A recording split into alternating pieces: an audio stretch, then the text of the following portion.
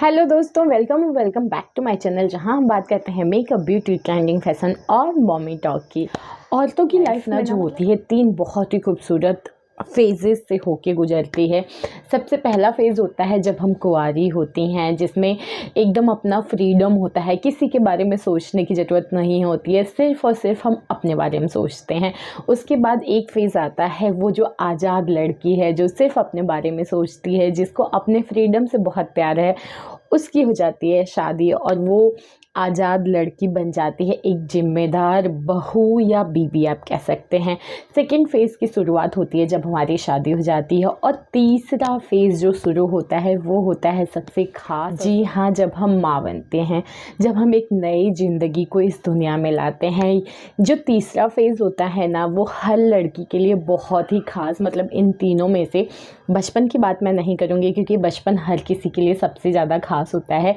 लेकिन उसी बचपन को हम दोबारा जी लेते हैं अपने बच्चे के रूप में, मतलब बच्चे के साथ। लेकिन कई बार ऐसा होता है बहुत सारी लेडीज़ के साथ कि कुछ परेशानियों की वजह से, वो आपका मेडिकल इशू हो सकता है या फिर आपका फ़िज़िकल या फिर नॉर्मल आपकी जो लाइफ़स्टाइल, इन चीज़ों से रिलेटेड हो सकता है। लेकिन कुछ ऐसी परेशानियाँ होती हैं जिसकी वजह से हम कंसीव नहीं कर पाते हैं, माँ नहीं बन सकते हैं।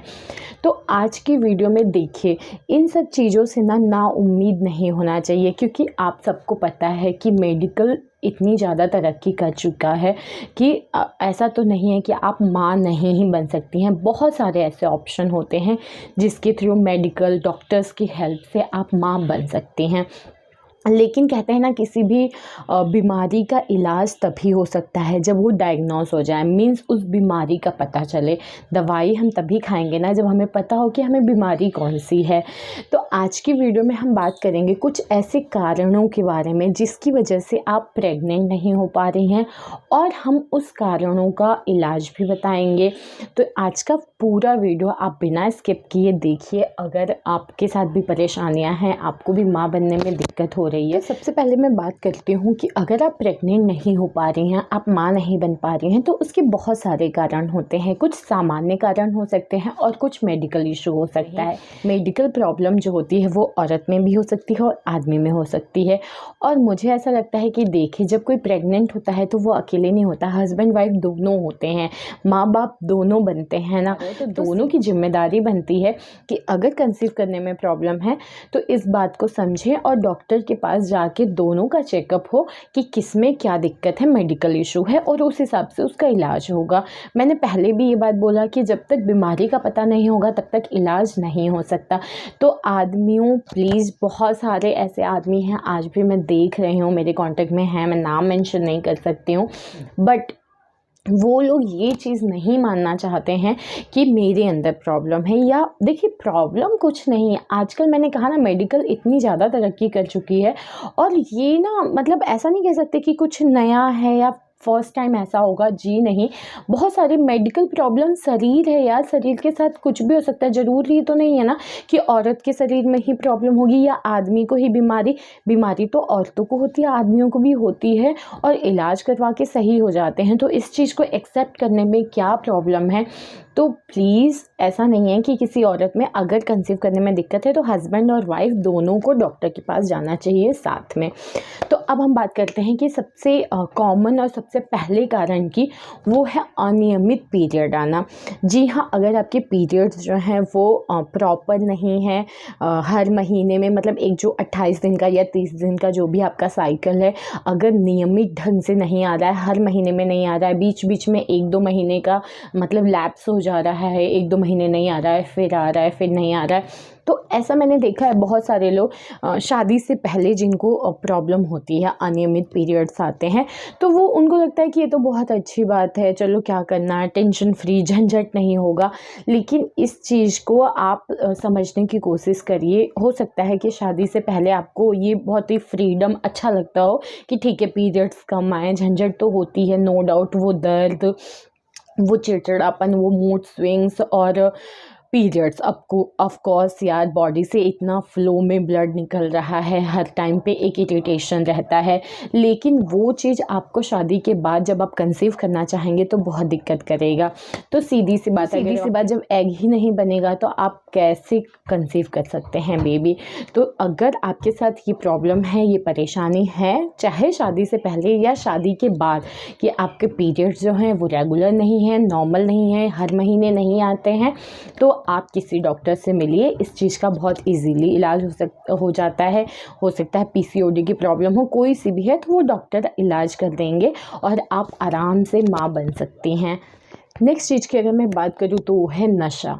जी हाँ, अगर आप नशा करते हैं जैसे शराब, सिगरेट और कुछ भी अफ़ीम, गांजा, इस टाइप का कोई भी नशा अगर आप करते हैं ना, तो सबसे बड़ी दिक्कत है ये तो आपके हेल्थ को प्रॉब्लम क्रिएट करेगा ही करेगा। साथ ही में आपको बांझपन कह सकते हैं, या फिर मैं ये नहीं कह रही हूँ किसी औरत में ही नहीं, ये आदमी और औरत दोनों को ही दिक्कत देगा। अगर आप नशा करती हैं तो आप प्रेग्नेंट नहीं हो पाएंगी, आपको कंसीव करने में बहुत सारी प्रॉब्लम को फेस करना पड़ेगा। और आदमियों की अगर मैं बात करूं तो अगर आप नशा करते हैं तो आपके स्पर्म की क्वालिटी और क्वांटिटी दोनों पे इफ़ेक्ट करेगा। अगर आपके स्पर्म की क्वालिटी भी ख़राब हुई या क्वांटिटी ख़राब हुई ना, तो आप बाप नहीं बन सकते हैं। तो अगर आप पेरेंट्स बनना चाहते हैं, बच्चा कंसीव करना चाहते हैं, तो आप दोनों को ही सबसे पहले नशा छोड़ना पड़ेगा। आप जो भी नशा करते हैं उसको क्विट करिए 2-4 महीने के लिए। मैं तो कहूँगी हमेशा के लिए छोड़ दीजिए। जो चीज़ आपके शरीर को नुकसान करे, आपके अंदर बीमारियां भरे, वो अच्छी चीज़ नहीं होती है। तो सबसे पहले इसको छोड़िए। इसको छोड़ने के लिए आप नशा मुक्ति केंद्र का हेल्प ले सकते हैं, आप डॉक्टर्स की मदद ले सकते हैं। तो आपको नशा पहले छोड़ना ही पड़ेगा, तभी जाके आप कंसीव कर पाएंगे, आप पेरेंट्स बनेंगे। नेक्स्ट चीज़ की अगर मैं बात करूँ तो वो है ढंग से एक अच्छी नींद ना लेना। जी हाँ, सोचने में मतलब ऐसा आप लोगों को लगेगा कि ये कौन सी बड़ी बात होती है, या इसका इफ़ेक्ट क्या पड़ेगा कंसीव करने से या बच्चा पैदा करने से, लेकिन यकीन मानिए हम लोगों ने अपनी लाइफस्टाइल को बर्बाद कर दिया है। लेट तक सोते हैं या लेट सोते हैं, जल्दी भागते हैं, मतलब एक अच्छी नींद लेते ही नहीं हैं। इसकी वजह से अगर आप एक अच्छी नींद नहीं ले रही हैं तो आपकी प्रजनन क्षमता पे ये सीधे ही इफ़ेक्ट करेगा। आप कंसीव करने में आपको बहुत ज़्यादा दिक्कत हो सकती है, हो सकता है कि आप कंसीव ही ना कर पाएँ। तो मेरी मानिए ना तो डेली रात में 8 घंटे की नींद आप ज़रूर लीजिए अगर आप कंसीव करने का सोच रही हैं। और नींद लेते समय जब आप सोने जाते हैं, जैसे फ़ोन वगैरह जो गैजेट्स वगैरह हैं, टीवी को बंद कर दीजिए, लाइट्स बंद कर दीजिए। तो मीन्स आपको अपने फ़ोन वगैरह से आधे घंटा पहले, मतलब अगर आप 8 बजे सोने का सोच रही हैं तो 7:30 बजे अपने फ़ोन को इतना दूर रख दीजिए। आधे घंटा आप अपने पार्टनर को दीजिए, उससे बात करिए, अच्छी बातें करिए। तो वो चीज़ें ना आपके एक तो दिन भर का जो थकान रहेगा उस चीज़ को स्ट्रेस आउट कर देगा, प्लस आप एक दूसरे को समझेंगे, ज़्यादा अच्छे से जानेंगे। तो एक अच्छी नींद बहुत ज़रूरी है। कारण ये है, अगर आप सेक्स के तुरंत बाद, मतलब इंटीमेट होने के तुरंत बाद वॉशरूम में चले जाते हैं, आपको वॉशरूम जाने की ज़रूरत पड़ती है या मन होता है कि नहा लूँ, तो भी आपको प्रेग्नेंट होने में दिक्कत होगी। होता क्या है, जस्ट आपने सेक्स किया, उसके बाद क्या होता है, आपके एग को और स्पर्म को फर्टिलाइज होने का टाइम नहीं मिलता है, आप वॉश कर लेते हैं पानी से। तो सीधी सी बात है, जब दोनों मिलेंगे ही नहीं तो आप कंसीव कैसे करेंगे। तो देखिए, सबसे अच्छा तरीका होता है इंटीमेट होने के बाद थोड़ी देर के लिए आराम से बिल्कुल काम डाउन होके सो जाइए, लेट जाइए। तुरंत आपको इतना जल्दी ज़रूरी नहीं है कि आप वॉशरूम में जाइए, नहाइए या फिर पानी से खुद को साफ़ करिए। ये चीज़ आपको नहीं करना है अगर आपको कंसीव करना है। नेक्स्ट चीज़ की अगर मैं बात करूँ तो वो है टाइट अंडरवेयर पहनना। जी हाँ, अगर आप टाइट अंडरवेयर पहनते हो तो भी आपको कंसीव करने में प्रॉब्लम होगी, चाहे आदमी हो चाहे औरत हो। देखिए, अगर आप टाइट अंडरवेयर पहनते हो, अगर आदमी पहनता है तो उसके स्पर्म की क्वालिटी और क्वांटिटी को इफ़ेक्ट करेगा टाइट अंडरवेयर। वहीं अगर कोई औरत पहन रही है तो उसको इन्फेक्शन हो सकता है, और ये दोनों ही आपके प्रेग्नेंट ना होने के बहुत ही मेजर कारण बन सकते हैं ये। तो आगे से आपको ध्यान देना है, आपको थोड़ी सी लूज़, थोड़ी कंफर्टेबल ही अंडरवेयर पहनना है।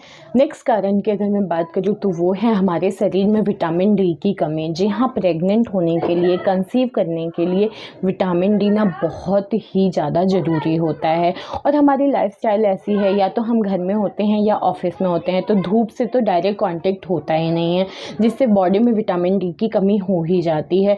तो सीधी सी बात है, अगर आपको कंसीव करना है, प्रेग्नेंट होना है, तो कोशिश करिए सुबह सुबह का जो सूरज उगता है तो थोड़ा बहुत धूप आप आधी घंटा तो लीजिए, और डॉक्टर जैसा कहते हैं वैसा करिए। अगर वो सप्लीमेंट्स वगैरह देते हैं तो आप उसको ले सकते हैं। नेक्स्ट चीज़ की अगर मैं बात करूँ तो वो है उम्र ज़्यादा होना। आजकल ऐसा है कि हम लोग करियर में सेटल हो जाएं, लाइफ में सेटल हो जाएं, तो थोड़ा सा शादी जो होती है लेट ही होती है। तो अगर एज ज़्यादा है ना, इसकी वजह से भी प्रेगनेंसी में प्रॉब्लम हो सकती है। अगर डॉक्टर्स की माने, एक्सपर्ट की माने ना, तो कंसीव करने का सबसे बेस्ट जो एज होता है वो 20 साल से लेके 35 साल का होता है। इस टाइम में अगर आप कंसीव करते हैं तो उसमें परेशानियाँ थोड़ी कम होती हैं। लेकिन अगर आपकी एज 40 से ज़्यादा हो रही है तो कंसीव करने में दिक्कत होगी। लेकिन इसका ये मतलब नहीं है कि नहीं आप कंसीव नहीं कर सकते या प्रॉब्लम होगी। जी नहीं, आप डॉक्टर से मिलिए, बहुत सारी दवाइयाँ हैं, बहुत सारा इलाज है जिसके मदद से आप कंसीव कर सकते हैं। अगर आप कंसीव नहीं कर पा रही हैं तो कई बार ये भी कारण होता है कि आपके हस्बैंड के स्पर्म की क्वालिटी ख़राब है या फिर स्पर्म की मात्रा कम है। तो देखिए, इसमें घबराने वाली बात नहीं है। कई बार ऐसा होता है कि तंबाकू, शराब, सिगरेट की वजह से स्पर्म की क्वालिटी ख़राब हो जाती है और क्वांटिटी भी कम हो जाती है।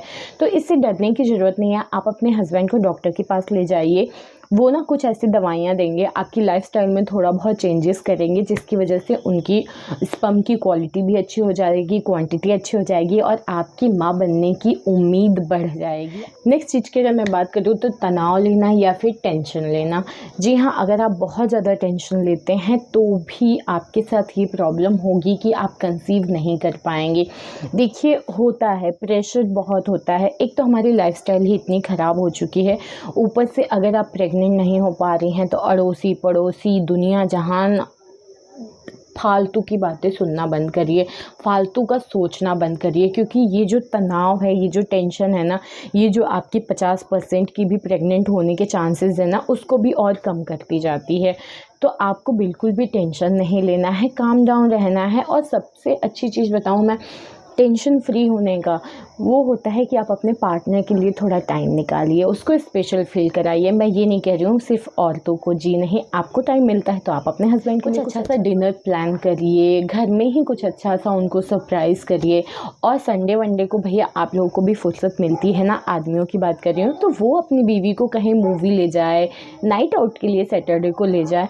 तो इस तरीके से एक दूसरे के साथ अगर आप टाइम स्पेंड करते हो ना, एक दूसरे को ज़्यादा से ज़्यादा खुशी देने की कोशिश करते हैं, तो यकीन मानिए बहुत ही जल्दी आपके घर में खुशियाँ और ज़्यादा बरकत होंगी।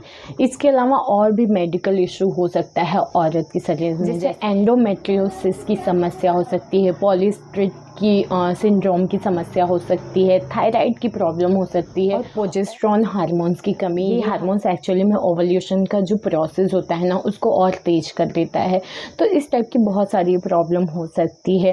देखिए, अब बात करते हैं कि इसका इलाज क्या है। वैसे जितने भी पॉइंट्स मैंने अभी तक बताए हैं, सबके साथ मैंने बताया कि क्या करना है। जैसे अगर आप नशा करते हैं तो नशा छोड़ना है, टेंशन लेते हैं तो टेंशन को छोड़ना है। तो ये सारी चीज़ें तो आपको करना ही है। अगर ये सब चीज़ें करने के बाद भी आप कंसीव नहीं कर पा रहे हैं तो सबसे अच्छी चीज़ यही है कि आप एक बार अपने डॉक्टर के पास जाइए, उससे अपना पूरा बॉडी चेकअप कराइए। वो बताएंगे कि कंसीव क्यों नहीं हो रहा है, क्या प्रॉब्लम हो रही है। तो वो दवाइयाँ देंगे, कुछ इलाज करेंगे, जैसा भी वो गाइड करते हैं। मतलब डॉक्टर के हिसाब से आपको अपनी लाइफस्टाइल में चेंजेस लाना है, दवाइयाँ खानी है, सप्लीमेंट्स लेना है। डॉक्टर पे अगर आप यकीन करेंगे, उनके बताए हुए रास्ते पे चलते हैं तो आप ज़रूर प्रेग्नेंट होंगे। तो ये था आज का वीडियो अच्छी लगी हो तो लाइक शेयर कमेंट करिए, और भी ऐसी इन्फॉर्मेटिव वीडियोस के लिए चैनल को सब्सक्राइब कर लीजिए। मिलते हैं नेक्स्ट वीडियो में, तब तक के लिए बाय।